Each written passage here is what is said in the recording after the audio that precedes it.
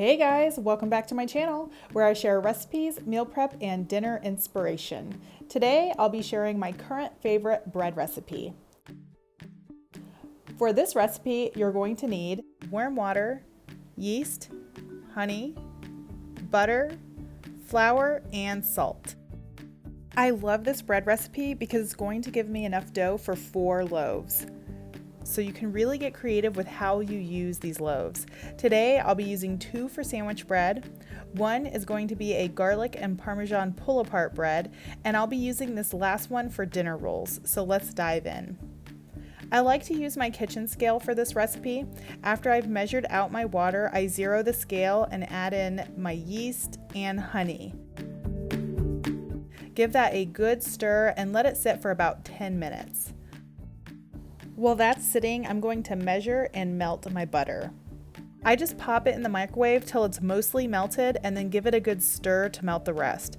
However you melt your butter, on the stove or in the microwave, be sure to watch it. You don't want it to boil.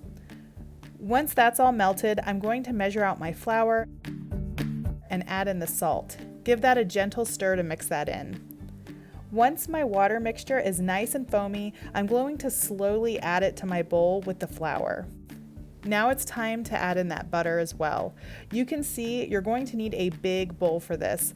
I've done this several times in this bowl, but it definitely wouldn't hurt for me to invest in something a bit bigger. Once the dough begins to form, you can turn it out onto the counter to knead. Whenever I'm filming, I use my cutting board as a guide to ensure I capture everything on my phone, but as you can see here, there is so much dough and it's a bit sticky. I'm having a hard time, so I ditched the board at this point. As I was editing, I noticed not everything is framed up just right. I'm sorry guys, just bear with me in this video.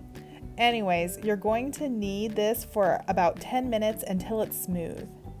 Now I'm going to transfer the dough to this bucket I purchased specifically for this recipe. You're going to need something large that's going to give you plenty of room for this dough to rise. After about an hour, you can see the dough has doubled in size. Punch the dough down and turn it out onto a lightly floured surface. Here's the fun part. Doing my best, I'm going to divide the dough into 4 equal-ish parts. Like I said, 2 of these are for sandwich bread. This one here will be for my pull-apart loaf, and this one is for my dinner rolls. Let's start with the sandwich bread. Form each piece of dough into a loaf shape and then place it in parchment-lined pans. I don't have the best quality bread pans, so I always use parchment. And there we go. I'm going to cover these with a damp kitchen towel to rise for another 30 minutes to an hour. Here we are 40 minutes later. I'm kind of rushing things a bit because I'm losing light for filming and we're running into dinner time. These are going to bake at 350 for 40 minutes. Okay, here they are done. You want to remove these from the pans and parchment as soon as you're able. You don't want soggy bottoms. I like to butter the tops of these while they're still warm. Let's move on to the pull-apart loaf. I start with some softened butter, seasoning it with onion powder, garlic powder, salt, basil, parsley, and Parmesan cheese. Mix that up and set aside. Divide your dough into 12 pieces. I'm going to use a little bit of that butter mixture on my hands to prevent the dough from sticking. Form each piece into a flat disc as best as you can.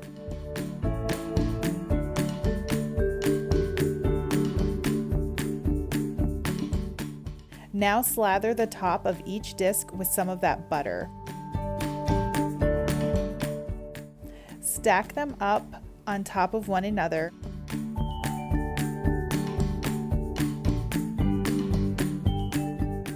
And then slice them down the center. These 2 halves are going to form my loaf. I like to place them in a pan cut side down. Cover to rise just like we did with our last loaves, again baking at 350 for 40 minutes. These are so good, a real treat for us. I don't bake these every week.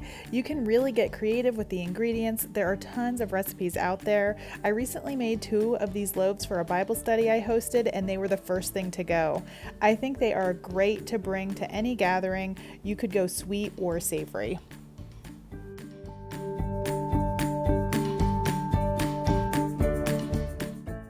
All right, one more. Let's get these dinner rolls done. I bake these rolls in an 11.5 by 8-inch baking dish.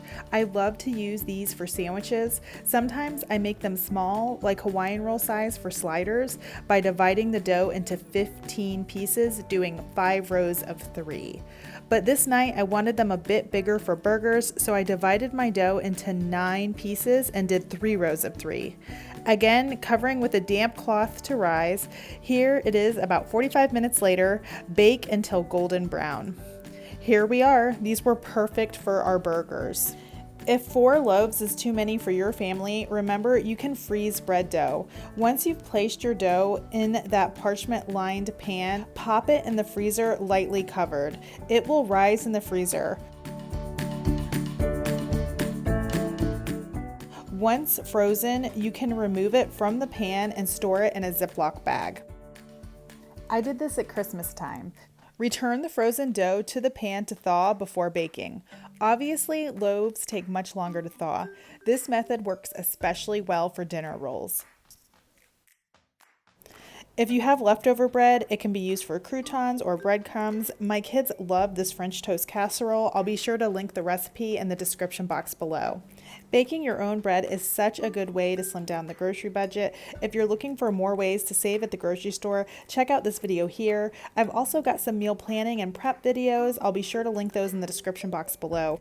Alright guys, that's all I've got for y'all today. Thank you so much for watching. Before I go, just a quick shout out to all our subscribers. We recently reached 1,000. I cannot believe it. I'm so happy y'all are here. This channel has been such a fun hobby for me. Just wanted to say thank you for being here and supporting the channel. With that being said, please like this video if you thought it was helpful, share if you think it's worth sharing, and tap on that subscribe button if you haven't already and want to see more. Until next time.